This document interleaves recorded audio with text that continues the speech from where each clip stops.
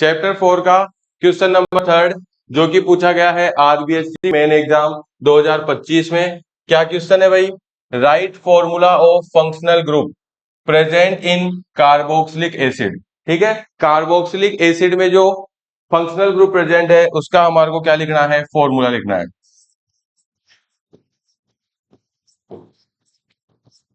तो देखो, carboxylic acid का जो फॉर्मूला होता है वो क्या होता है?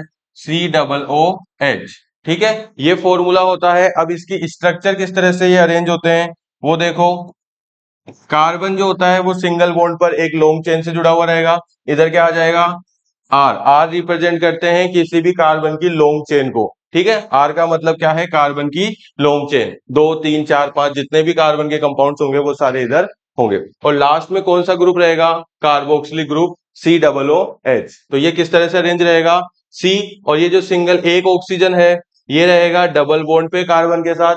कौन से बॉन्ड से रहेगा? डबल बॉन्ड पे।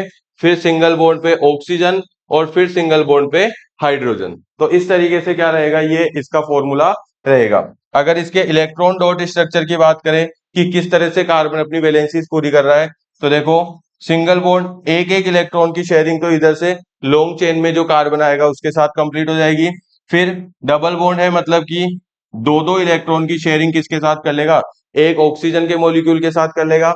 फिर सिंगल जो ऑक्सीजन है उसमें एक एक इलेक्ट्रॉन की शेयरिंग, और ये जो ऑक्सीजन है वो आगे क्या कर लेगा? हाइड्रोजन के साथ एक एक इलेक्ट्रॉन की शेयरिंग कर लेगा। इस तरीके से इस कार्बन के कितने?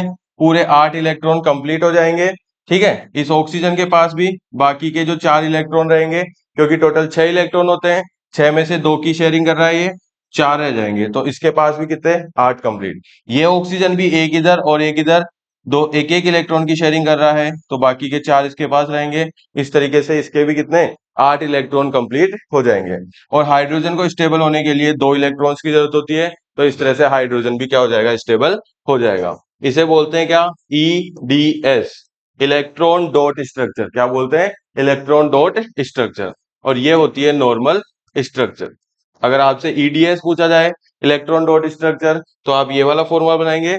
और अगर केवल स्ट्रक्चर पूछ रहा है तो हम इस क्वेश्चन के आंसर में क्या? ये वाली स्ट्रक्चर बना देंगे।